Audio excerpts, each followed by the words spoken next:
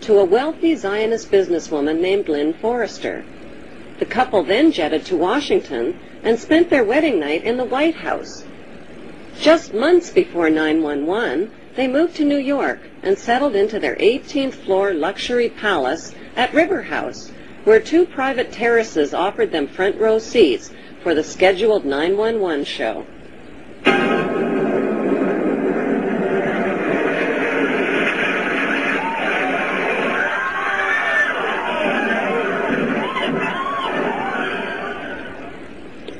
Just how rich and powerful is Lord Evelyn Rothschild?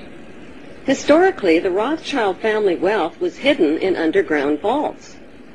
The Rothschilds' secret financial records were never audited and never accounted for.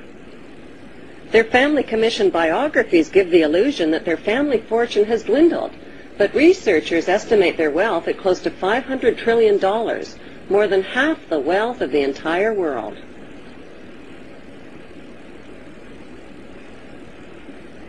Besides their many castles, palace mansions, wineries, racehorses, and exotic resorts, the Rothschilds bought Reuters in the 1800s. Reuters then bought the Associated Press, which selects and delivers the same news stories to the entire world, day after day. They have controlling interest in 3 major television networks and easily avoid media attention since they own it. Until recently, they owned and operated England's Royal Mint and continue to be the gold agent for the Bank of England, which they also direct.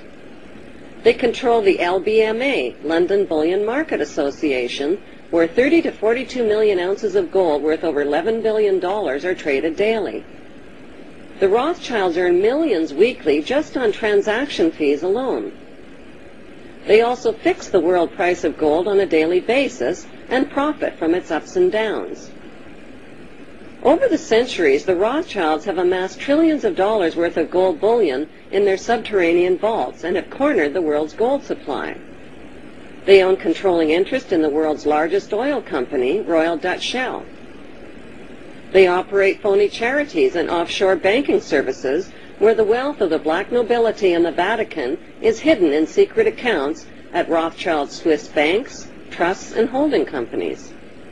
Although Evelyn Rothschild looks like a harmless gray-haired old man, make no mistake about it, Rothschild and his ancestors have handpicked presidents, crashed stock markets, bankrupted nations, orchestrated wars, and sponsored the mass murder and impoverishment of millions. The wealth hoarded by this one family alone could feed, clothe, and shelter every human being on earth.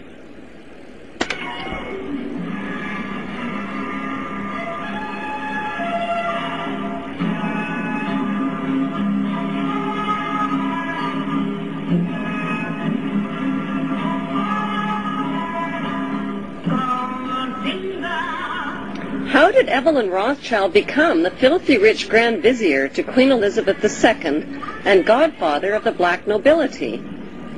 By birth, Evelyn Rothschild is the great-great-great-grandson of Mayer Rothschild and is passing the godfathership down to David de Rothschild.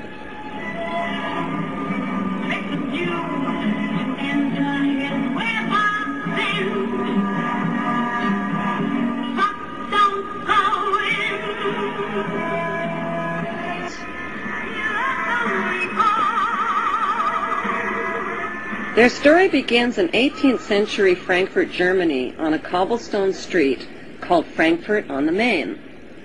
Mayer Amschel Bauer was a goldsmith and a loan shark. He hung a red hexagram shield over his doorway and changed his name from Bauer to Rothschild, which means red shield in German. The red hexagram shield was the symbol for the world revolutionary movement. Family biographers describe Mayer Rothschild as a poor man who lived with his family above his goldsmith shop and sold rare coins to royal customers. Contrary to appearances, Mayer stashed a big supply of gold, precious coins, and jewels in special hiding places inside his house.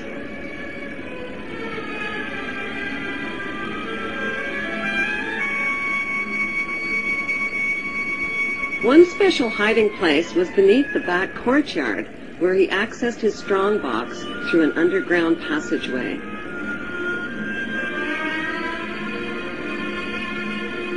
Mayer taught his 5 sons the tricks of the trade. To them, he wasn't just their father, he was their lord and master. To them, he was Lord Mayer. In 1773, Mayer Rothschild invited 12 wealthy, revolutionary-minded men to his goldsmith shop. Together, they formulated a plan to seize control of the world's wealth. They made a pact to secretly pool their money and influence to bankrupt the nations of the world and create a new world order. Using his connections, Mayer teamed up with Prince William, who was the ruler of Germany's Hesse-Kassel district. William had a reputation as a cold-blooded loan shark who trained and rented out his Hessian soldiers as mercenary troops.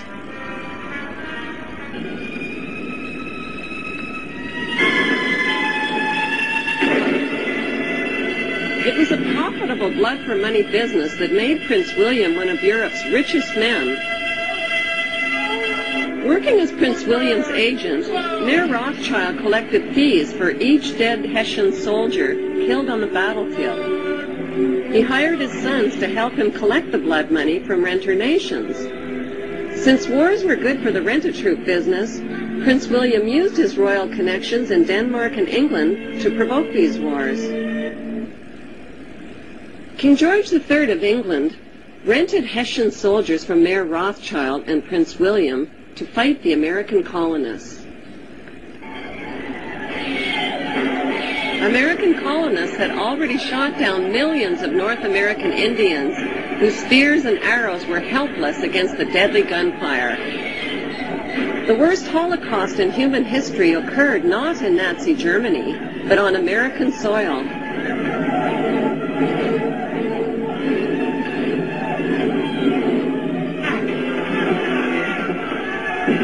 By 1776, British and Hessian troops arrived on American shores, ready to fight the American colonists.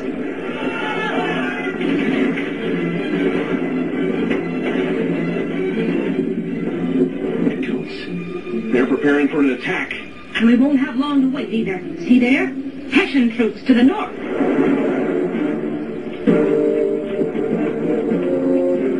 Hessian mercenaries. I can't believe the king is paying Germans to come here and kill British colonists.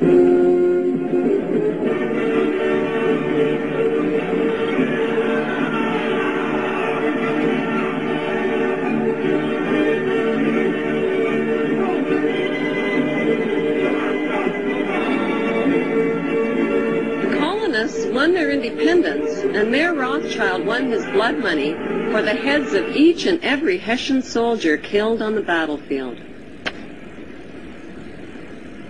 Back in Europe, Napoleon, with his mighty French army, became master of Europe.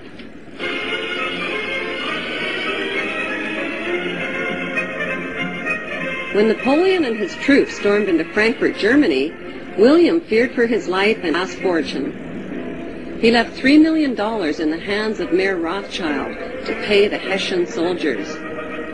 Then he escaped to Denmark to stay with his royal relatives, all of whom were descendants of the tribe of Dan.